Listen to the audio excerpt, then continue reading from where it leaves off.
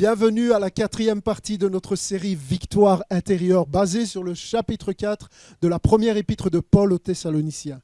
Une thématique de début d'année tellement bénissante pour des centaines qui suivent les messages sur Internet. Alors dans le chapitre 4, Paul va aborder le sujet qui fâche, le sujet sur lequel les chrétiens ne sont pas d'accord entre eux, qui est le comportement chrétien, la conduite du chrétien. Comment un chrétien devrait-il se comporter dans le monde? La question est posée, y a-t-il un comportement chrétien et un comportement pas chrétien, si je peux le dire comme ceci? Ou bien, est-ce que la foi est seulement quelque chose qui doit être intériorisé? Clairement, y a-t-il des choses qu'un chrétien peut faire, des choses qu'un chrétien ne peut pas faire? Ou est-ce que chacun finalement se laisse guider par le Saint-Esprit et fait comme il le sent en écoutant son cœur? Tout est pur pour celui qui est pur. L'important est d'être en paix avec nous-mêmes. C'est une grande question. C'est une grande question sur laquelle il y a beaucoup de désaccords et d'incompréhensions au milieu des cercles chrétiens. Alors, généralement, on trouve deux tendances, deux types de pensées, deux types de croyants. On va vite regarder à ces deux types avant de regarder à ce que Paul dit précisément. Donc, il y a ceux qu'on appelle les chrétiens à tendance légaliste, qui pensent que le comportement du chrétien est de suprême importance et que notre bonne conduite peut même, quelque part, devenir méritante. Les chrétiens légalistes vont répondre oui, il y a bien un comportement chrétien et un comportement pas chrétien. Beaucoup de tu peux pas. Il y a dans la pensée légaliste cette dimension que la bonne conduite te rend méritant, non seulement aux yeux de Dieu, mais plus grave à tes propres yeux. J'obtiens le salut grâce à mes bonnes actions, je gagne la bénédiction par une vie de discipline, de renoncement. On a tous déjà rencontré ce genre de chrétien légaliste, on en a tous dans notre entourage même. Ce genre de chrétien va avoir souvent tendance à juger les autres sur leur apparence. Généralement, le chrétien légaliste vit dans la culpabilité constante ou l'orgueil constant sous des airs très spirituels. Il va te dire quand tu es chrétien, tu ne peux pas faire ceci ou cela, ou je ne comprends pas comment cette personne peut se dire chrétien, aller à l'église, alors que quand tu regardes comment il vit ou quand tu regardes son passé, il n'a pas le droit, ce n'est pas honnête. Le sujet favori du chrétien légaliste est la sanctification, malheureusement sans même comprendre ce qu'est véritablement la sanctification. En gros, pour le croyant légaliste, l'évangile se résume en une liste de choses à faire et à ne pas faire. Sa confiance est placée en lui-même. Si je fais bien, j'ai du bien de la part de Dieu. Si je fais mal, j'ai du mal de la part du diable, au lieu d'être centré sur Christ. Et cette notion de mérite est terrible parce que, quelque part, elle dépouille le christianisme de toute sa puissance. Jésus n'est plus le centre du salut. Or, l'essence de la foi chrétienne dit que c'est seulement grâce à ce que Jésus a accompli qu'on peut être réconcilié avec Dieu et être sauvé. Et qu'on ne peut rien faire pour mériter le salut ou l'amour de Dieu. Jésus a déjà tout accompli. Si on pouvait gagner le salut autrement que par Jésus, alors pourquoi est-ce que Jésus serait mort sur la croix? Éphésiens 2, verset 8 est très clair. Paul nous dit « Car c'est par la grâce que vous êtes sauvés. » Par la grâce, par le moyen de la foi. La foi est un moyen pour recevoir la grâce de Dieu. Et cela ne vient pas de vous, c'est le don de Dieu. Je ne sais pas si on peut être plus clair. Ce n'est point par les œuvres afin que personne ne se glorifie. Donc le légalisme est une mauvaise interprétation de l'évangile. Il est le produit, malheureusement, d'un esprit orgueilleux qui nourrit un cœur sous des airs très spirituels où le salut se gagne, se mérite. À l'extrême, les légalistes divisent les églises, car aucune église n'est assez bien pour eux, divisent des relations d'amitié, parce qu'il va toujours y avoir le jugement en arrière-plan. Et puis, il y a l'autre extrême que le légalisme, ce qu'on appelle de l'autre côté, ce qu'on appelle les chrétiens à tendance antinomisme. Alors, oubliez les grands noms, c'est juste pour information, ce n'est pas important. Mais les chrétiens antinomisme, eux, disent non, on n'est pas d'accord avec les légalistes qui disent qu'on doit mériter le salut. Alors, jusque-là, tout va bien, mais ils ajoutent, et parfois implicitement, en fait, peu importe notre comportement et nos choix de vie, ce qui compte, c'est que je fais de mon mieux. Je vais à l'église, j'aime Jésus, je sers même Dieu à l'église, mais il y a cette pensée que Dieu est tellement rempli de grâce que de toute façon, on ira tous au paradis. Au bout du compte, c'est un peu comme une grâce à bon marché. Vous voyez, c'est merveilleux, Dieu est bon, Dieu pardonne tout de toute façon. Alors c'est open bar, libre cours à nos pulsions, peu importe notre comportement, ce qui compte, c'est notre cœur. Dieu nous comprend, Dieu nous pardonne, Dieu nous aime, tout va bien aller. Et on a tous aussi déjà rencontré ce genre de croyants, on a tous dans notre entourage aussi. Et voyez, le problème est que généralement, la vie de ce genre de chrétien ne fait aucune différence avec la vie d'un non-chrétien.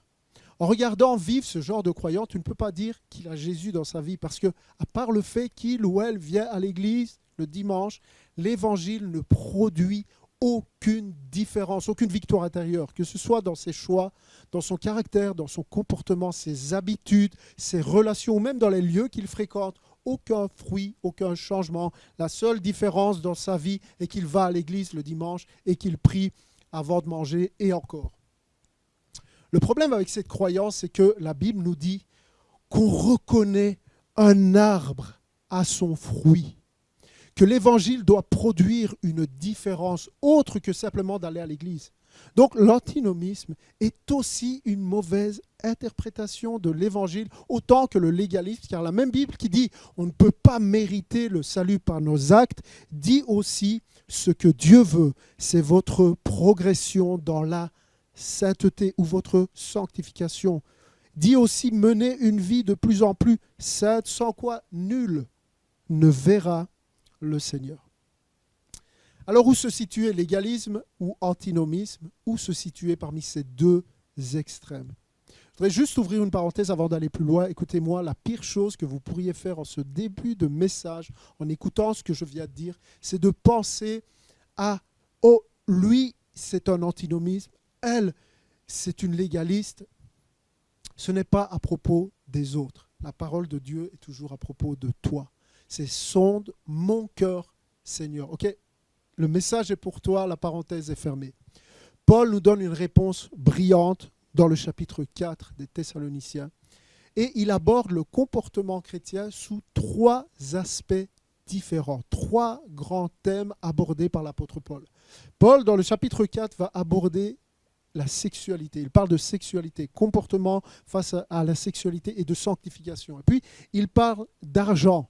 Plus précisément, ici, comment est-ce qu'un chrétien devrait gagner sa vie. Et puis, il parle de la mort, notre attitude face à la mort. Et vous vous en doutez, il est juste impossible d'approfondir en un seul message ces trois grands sujets, raison pour laquelle on va prendre 2 ou 3 dimanches juste pour regarder au chapitre 4. Si je ne fais pas ça, je vais devoir prêcher pendant des heures, vous risquez de manger froid et de toute façon on passera à côté de l'objectif. Donc ce matin, au programme du message, sexualité, argent et mort. Bienvenue à l'église, ne quittez pas, ça va bien se passer. Mais j'aime ça parce que Paul aborde les deux sujets les plus tabous dans l'église, argent et sexe. Les deux sujets que les chrétiens n'aiment pas entendre parler le dimanche matin, les deux sujets que les pasteurs préfèrent éviter dans les prédications. Et je vous avoue, je vais être franc avec vous, j'ai pensé durant cette semaine, si je n'allais pas téléphoner à mon papa pour lui demander de prêcher le 31 janvier, mais je crois que oui, c'est un sujet difficile, mais le Seigneur va nous bénir, va nous parler, on veut juste ouvrir nos cœurs à sa parole. La question est posée. Est-ce que le fait d'être chrétien change mes attitudes, mes choix en ce qui concerne ma sexualité, la façon dont je gagne ma vie et même la façon dont j'aborde la mort, ma propre mort ou la mort de ceux que j'aime? La réponse est oui.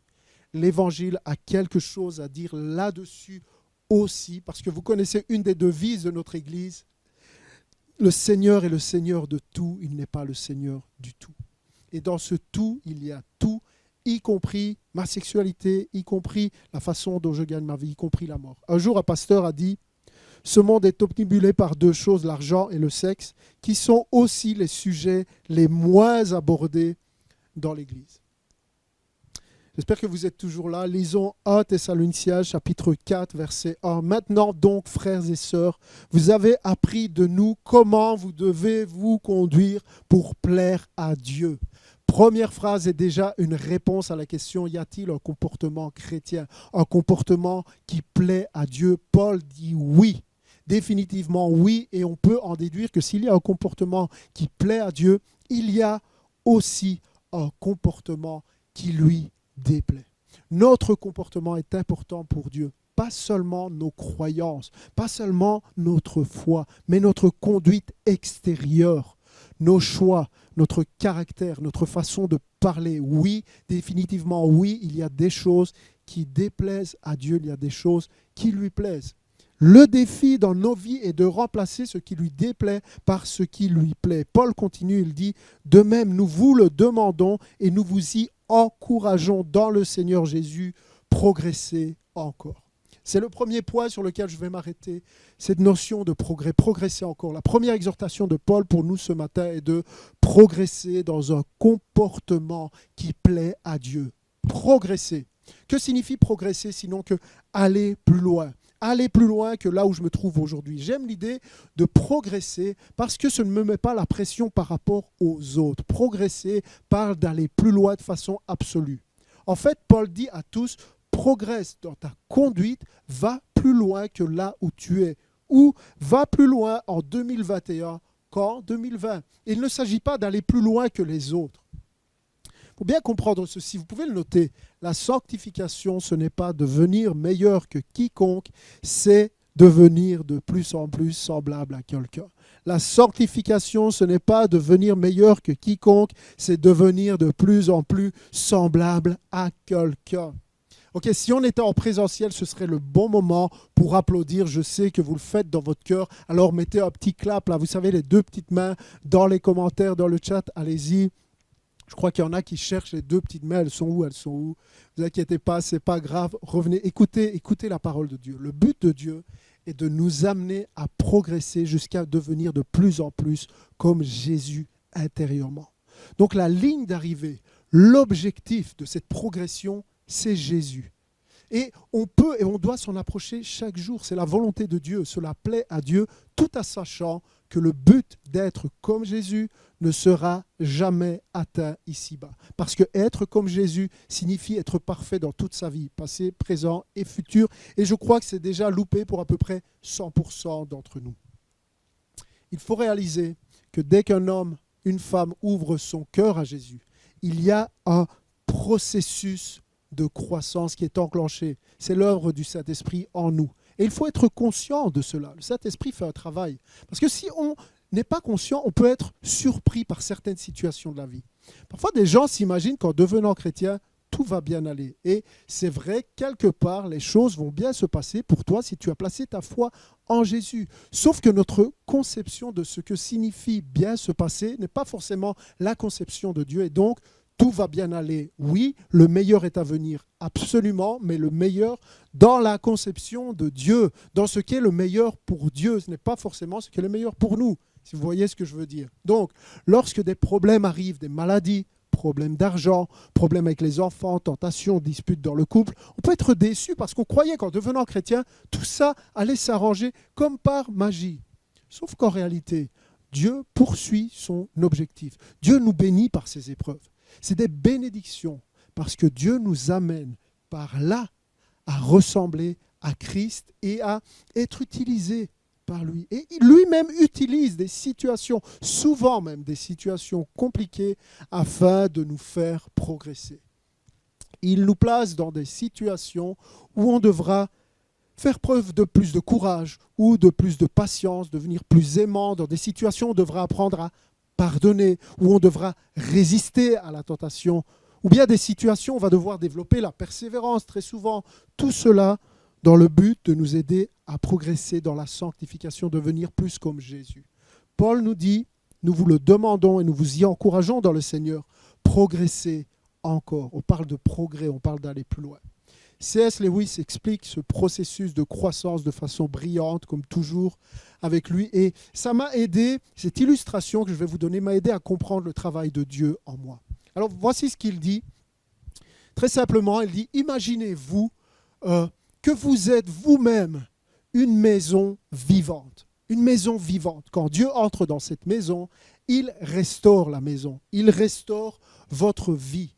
C'est ce que je vous disais tout à l'heure quand je vous parlais du travail du Saint-Esprit. Quand Jésus vient en toi, il restaure, il fait son travail. Et au début, on comprend ce qu'il fait. Il répare les petites choses, vous savez, comme quand on restaure une maison, il répare un mur, il répare une pièce par-ci, par là, des choses qui n'allaient pas, des blessures à l'intérieur qui ont besoin d'être guéries. On n'est pas surpris. Il y a des choses que Dieu doit faire. Le problème est quand il commence à faire de plus gros travaux, parce que parfois il y a des gros travaux à faire dans une maison. Quand il doit briser des choses en nous, des choses dans la maison, quand il doit casser des murs, parce que ça, pour faire ça, parfois, il doit frapper fort la maison d'une manière qui fait mal. Et souvent, ça ne semble même pas avoir de sens. Qu'est-ce qu'il fait? Pourquoi Dieu permet ça? Et pourquoi est-ce que ça fait si mal?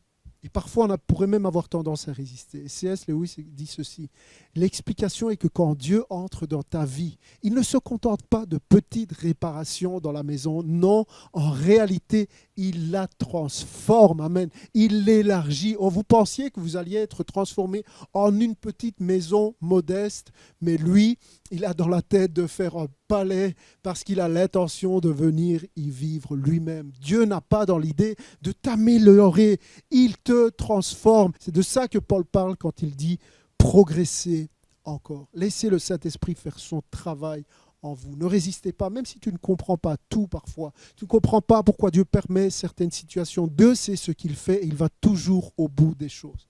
Maintenant, Paul précise sa pensée et il nous explique en quoi les Thessaloniciens avaient besoin de progresser exactement. Voici ce qu'il dit. Vous savez en effet quelles instructions nous avons données de la part du Seigneur Jésus. Donc il précise, c'est ce qu'il va dire maintenant vient de la part de Jésus. Ce que Dieu veut, c'est votre progression, encore une fois, dans la sainteté. C'est que vous vous absteniez de l'immoralité sexuelle. C'est que chacun de vous sache garder son corps dans la consécration et la dignité, sans le livrer à la passion du désir, comme les membres des autres peuples qui ne connaissent pas Dieu.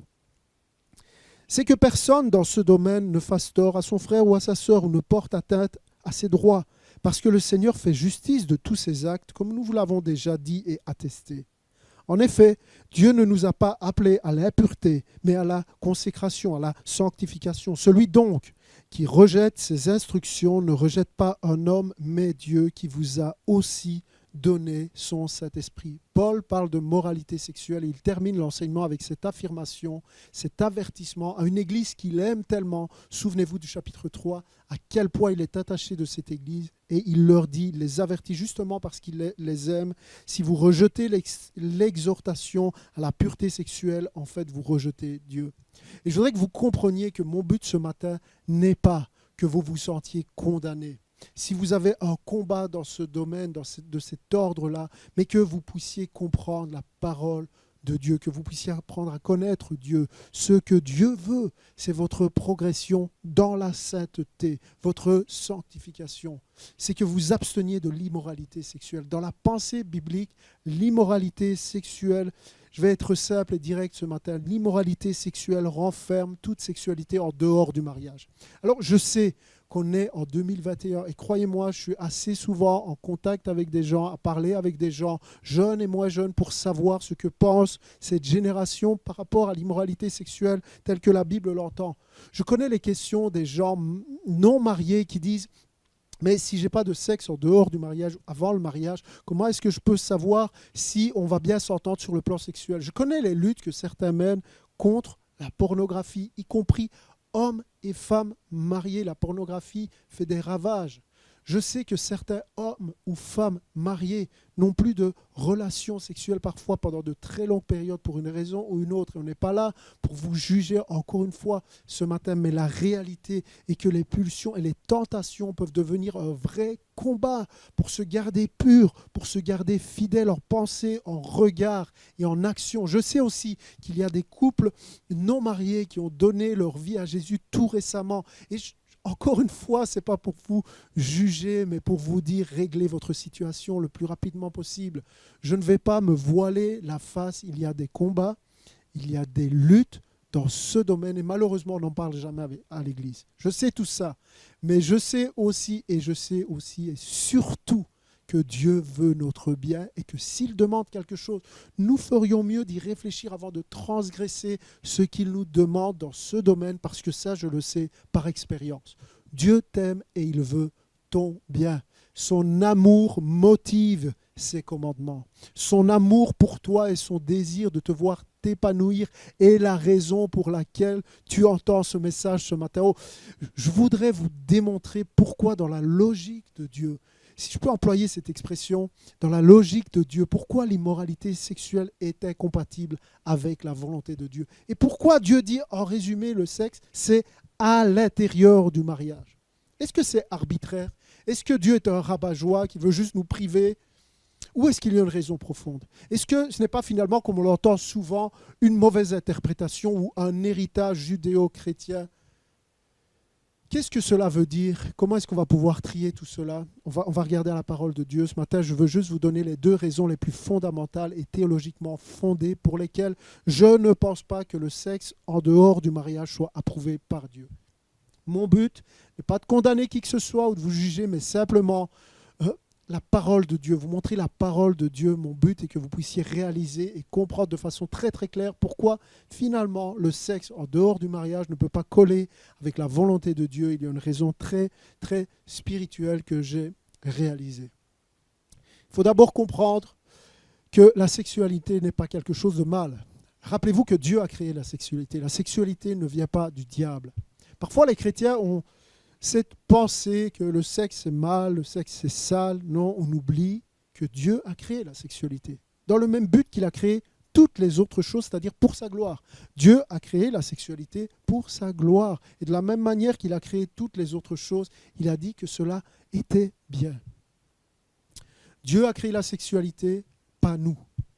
Pour cette raison, ce n'est pas à nous d'en déterminer le cadre, mais lui seul a le droit de nous dire dans quel cadre il a prévu ce qu'il a lui-même créé. C'est son idée, c'est son invention, ce n'est pas la nôtre et c'est sa volonté qui doit primer, non pas la nôtre, car il veut notre bien. Premièrement, première raison, la sexualité dans le mariage est l'image d'une réalité spirituelle éternelle. Okay, alors un peu d'enseignement ce matin. Je crois que l'Église Nouvel Impact est assez mûre pour comprendre ça. J'espère que vous êtes encore là. Rappelez-vous de la base. Dieu a tout créé pour sa gloire. Il n'y a rien qui glorifie Dieu autant que quand un homme, une femme trouve sa satisfaction, sa joie dans la présence de Dieu plus qu'en n'importe quoi d'autre. Être complètement béni, complètement rempli. Cette notion de plénitude quand on est dans la présence de Dieu, alors cela le glorifie plus que n'importe quoi d'autre. Pour comprendre pourquoi Dieu a un problème avec l'immoralité sexuelle ou la sexualité en dehors du mariage, il faut comprendre ce que représente le mariage aux yeux de Dieu.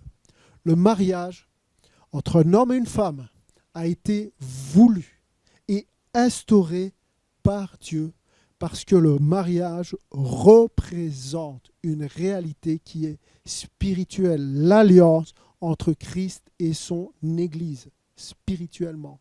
Le mariage homme-femme représente, image, illustre le mariage entre Christ et son Église. C'est pour ça qu'il y a tellement de rappels dans le Nouveau Testament. Quand Paul s'adresse aux couples mariés, il dit « Marie, aimez vos femmes comme Christ a aimé ». Il y a un modèle, comme Christ a aimé l'Église. Il y a un modèle divin. Et puis dans Apocalypse chapitre 19, ça nous parle des noces de l'agneau, vraiment du mariage, d'un festin, quand l'épouse, donc l'Église, va être enfin unie parfaitement à l'époux dans une plénitude de joie et une satisfaction éternelle, une satisfaction de l'âme dans sa présence. Le mariage homme-femme est vraiment calqué sur un modèle divin. Ce n'est pas un hasard. C'est pour ça que l'Église est appelée l'épouse. Il y a vraiment mariage, alliance entre Christ et l'Église. Et le mariage homme-femme est voulu instaurer par Dieu pour refléter cette réalité merveilleuse et éternelle de Christ et de son Église. Donc c'est important de comprendre que ce n'est pas non plus les hommes qui ont inventé le mariage, c'est l'idée de Dieu. Sinon, ça n'aurait pas de sens. C'est l'idée de Dieu dès Genèse chapitre 2 et il l'a fait pour imager, pour représenter une merveilleuse réalité spirituelle, l'union de Christ et de l'Église. Christ est l'époux, l'Église est l'épouse, et il y a une réalité physique, le mariage homme-femme, qui représente cette réalité spirituelle. Donc gardez à l'esprit qu'à l'origine, le mariage entre un homme et une femme est l'image de l'alliance entre Christ et son Église. Ok. Qu'est-ce que ça a à voir avec la sexualité? Alors, quand un homme et une femme qui s'aiment se marient par amour et qu'il y a amour, il y a attirance physique, il y a sexualité, il y a naturellement sexualité et plaisir.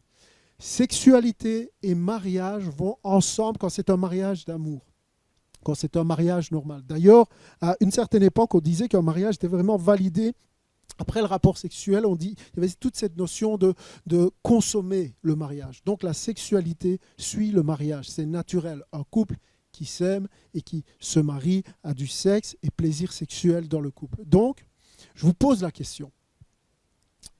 Si Dieu a voulu le mariage entre l'homme et la femme pour représenter quelque chose de spirituel et d'éternel, de spirituel, si le mariage est l'image de quelque chose, est-ce que la sexualité dans le mariage est aussi l'image de quelque chose? Ou est-ce que Dieu a juste créé la sexualité comme ça, sans raison, pour nous faire plaisir? Le mariage, en réalité, représente quelque chose de spirituel. Eh bien, le mariage représente quelque chose, la sexualité qui est attachée au mariage représente, image, illustre cette plénitude, cette satisfaction ultime que l'Église vivra quand elle sera enfin réunie à l'époux dans notre alliance avec lui. Je parle de satisfaction spirituelle. Il faut comprendre que nous ne serons jamais complètement satisfaits spirituellement. Je ne parle pas de satisfaction sexuelle, mais satisfait spirituellement. Ton âme ne sera jamais complètement comblée que quand tu seras auprès de l'époux, quand l'Église sera réunie à l'époux. C'est en sa présence que se trouve la satisfaction ultime de l'âme. C'est dans ce mariage avec Christ que se trouve la satisfaction de l'âme, je le répète, à l'intérieur de ce mariage et nulle part ailleurs. Une réalité spirituelle, une réalité physique. Pourquoi Dieu dit pas de sexe en dehors du mariage? Parce que quand tu sais ça, tout ce que je viens d'expliquer, tu comprends que les relations sexuelles hors mariage sont en fait un mensonge sur l'endroit où se trouve la satisfaction ultime, où se trouve la joie ultime. Spirituellement, la satisfaction, la plénitude de l'âme ne se trouve qu'à l'intérieur de l'union du mariage exclusif avec Christ. Et physiquement, pour que cela colle avec la réalité spirituelle, la satisfaction ne peut se trouver qu'à l'intérieur du mariage avec ta femme, avec ton mari, qui représente ce mariage entre Christ et l'Église. Et quand on va chercher le plaisir sexuel en dehors du mariage, on est en train de sortir du plan de Dieu. Oh, je devrais vraiment expliquer ça plus longuement, mais c'est enregistré, alors réécoutez, il y a énormément de choses, de ramifications dans tout ce que je viens de dire. Si vous avez des questions, envoyez un mail à l'adresse welcome, on va vous répondre. Je ne peux pas m'étendre plus, il y a une réalité spirituelle qui doit coller à une réalité physique. La deuxième grande raison est que Dieu a créé la sexualité comme quelque chose de précieux et de naturel. Il faut que nous puissions la garder ainsi. La raison est que Dieu a mis des cadres. Je voudrais vous donner une image. Chez vous, vous ne mettez pas de clôture, de barrière autour de ce qui n'a pas de valeur. Vous mettez des clôtures autour de votre maison. Ou vous ne mettez pas vos poubelles dans un coffre-fort. Non, vous y mettez ce qui a de la valeur. Gardez les relations sexuelles à l'intérieur du mariage, à l'intérieur du coffre-fort du mariage, à l'intérieur des clôtures, des frontières du mariage, les rend précieuses, belles et naturelles comme Dieu les a créées pour être. Et Dieu veut que ça reste comme ça. Il y a encore énormément de raisons et je viens juste de vous donner les deux raisons qui, à mon sens, sont les plus fondamentales que j'ai choisies, non pas dans le but de vous faire peur, mais dans le but que vous compreniez la parole de Dieu, que vous compreniez Dieu, sa volonté, que vous le connaissiez mieux, lui. Dieu nous aime. Il veut notre bien. Donc rappelez-vous que le désir sexuel en lui-même est bon. Dieu l'a fait au commencement, il a sa place, mais il a été fait pour être gouverné et non pas pour gouverner. Il a été fait pour un endroit et pour être protégé. Et à la lumière de tout cela, on peut dire qu'on soit en l'an 1 ou en l'an 2021, en réalité, ça ne change absolument rien à la volonté de Dieu. Est-ce que ça veut dire que celui qui a eu un péché dans ce domaine va perdre son salut ou est damné pour l'éternité et va être chassé de l'Église? Voici, nous sommes sauvés par la foi, seul en croyant en Jésus-Christ. Mais la Bible dit que c'est ceux qui persévèrent dans cette foi qui seront sauvés. Vous pouvez regarder les références qui apparaissent juste à côté de moi. C'est ceux qui persévèrent. Donc, il faut réaliser que le combat pour l'obéissance, pour la sanctification et contre l'immoralité sexuelle est absolument nécessaire à la foi qui sauve. Car c'est ça le combat de la foi. Ce n'est pas deux choses différentes, c'est une seule et même bataille qui en réalité est une bataille contre l'incrédulité et pour la foi. Définitivement oui, la foi qui sauve a une part de sanctification. En ce sens, les légalistes et les antinomistes ont tous tort. La grande erreur est l'erreur qui dit que la foi en Dieu est une chose et le combat pour la sanctification est autre chose. Dire que la foi vous amène au paradis et que la sainteté vous récompense simplement, tout cela est faux.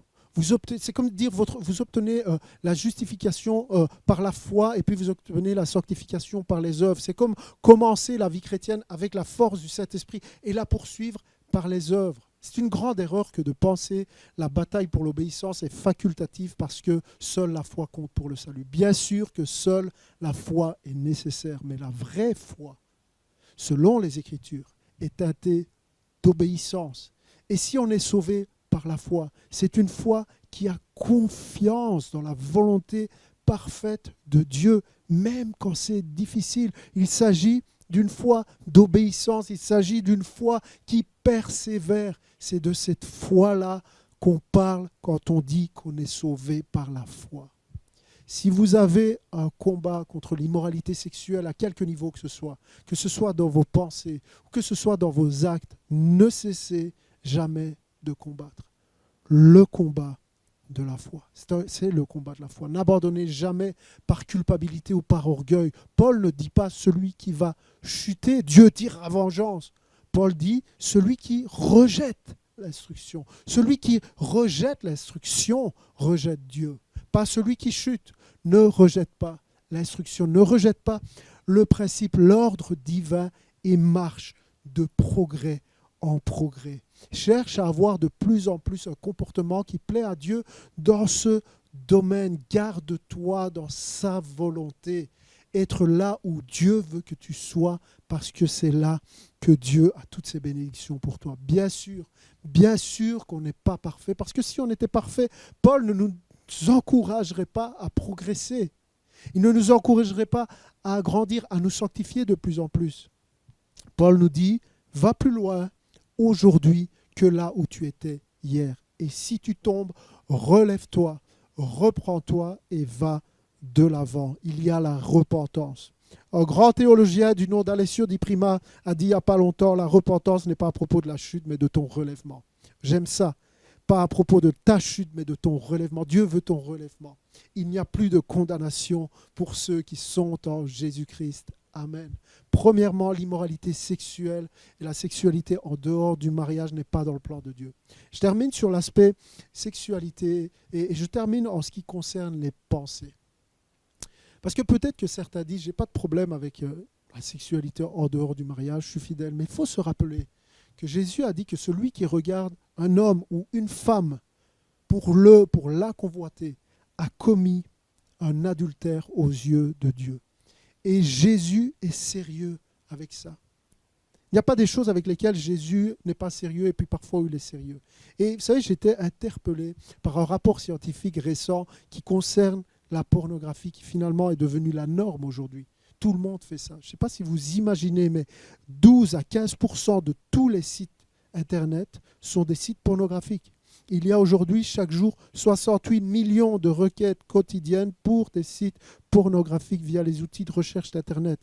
Ça veut dire que 25% de toutes les recherches Internet concernent la pornographie. Une requête sur 4 partout dans le monde concerne la pornographie. Et ce qui m'a interpellé, c'est à quel point c'est loin, tellement loin d'être inoffensif. Quand tu es devant ton écran, que tu dis « je fais mal à personne, il faut bien que je le fasse », c'est un mensonge. Tu ne fais pas de mal à personne. Et il y a une étude sérieuse qui explique à quel point l'impact neurologique de la pornographie vient confirmer ce que Paul a dit il y a 2000 ans, ce que les Écritures disent. Écoutez-moi.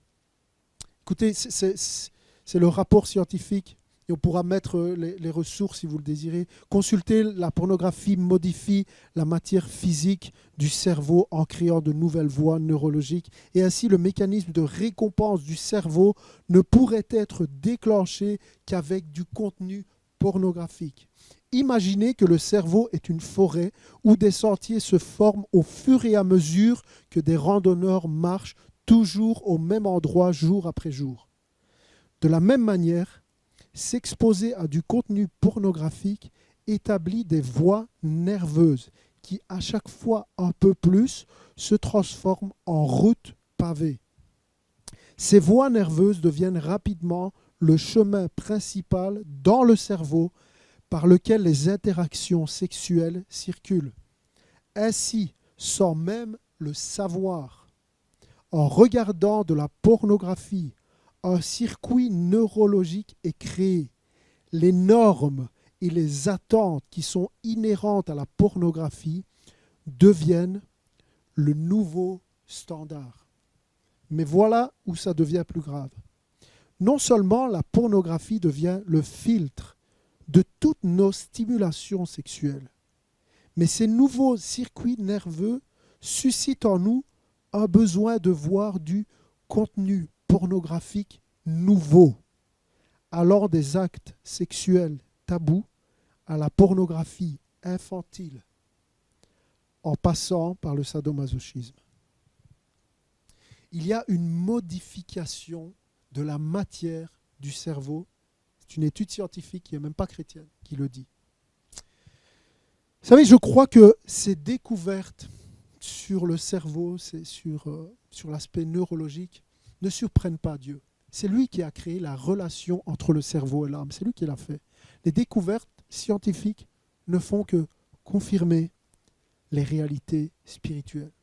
Vous savez, quand Jésus a dit « Mais moi je vous dis que quiconque regarde une femme pour la convoiter a déjà commis adultère avec elle dans son cœur », il voyait très clairement en disant ça, comme un créateur voit son invention, que le physique, l'œil, affecte profondément le spirituel, le cœur. Dieu nous a créés, il sait comment nous fonctionnons. Proverbe 23 dit « Car comme il a pensé dans son âme, tel il est. Comme il a pensé dans son âme, tel il est. » Dieu voit aussi très clairement ces chemins neurologiques qui se forment physiquement, alors qu'on ne fait que regarder, qu'on ne fait que penser. Voici la conclusion. La victoire intérieure produit la victoire extérieure. Mais l'échec extérieur produit aussi l'échec intérieur. En d'autres termes, cela va dans les deux sens. La réalité physique affecte le cœur et le cœur affecte la réalité physique. Mais voici la bonne nouvelle. J'aimerais dire à tous ceux qui sont pris dans les filets de la pornographie et de l'immoralité sexuelle, Dieu a le dernier mot. Le Saint-Esprit est plus puissant que notre cerveau ou que nos yeux. Je l'ai appris à la fois dans la Bible, je l'ai appris dans ma propre expérience. Le Saint-Esprit a prévu la victoire pour toi. Dieu finira par triompher si tu n'abandonnes pas le combat. Oh, la semaine prochaine, nous allons voir comment. Je voudrais continuer, mais c'est la semaine prochaine qu'on va vraiment approfondir comment trouver cette victoire, comment vivre la sanctification sans tomber dans le légalisme. Parce que c'est bien de savoir que ce n'est pas bien aux yeux de Dieu, mais au final, comment est-ce qu'on y arrive? On vit sur la terre. Paul va nous montrer que cela se résume finalement à une seule et unique chose. Et on verra ça la semaine prochaine. La victoire est possible, l'espoir est possible. Alors, je voudrais vous engager à prier durant toute cette semaine, surtout ceux qui vivent un combat. Si tu entends ce message, ce n'est pas un hasard. Je vous donne rendez-vous dimanche prochain pour la réponse à la question « Comment vivre dans la sanctification chaque jour de ma vie ?» Et puis rappelez-vous du fil rouge de cette lettre, Jésus revient. Préparons-nous à son glorieux retour. Que Dieu vous bénisse. Prions ensemble.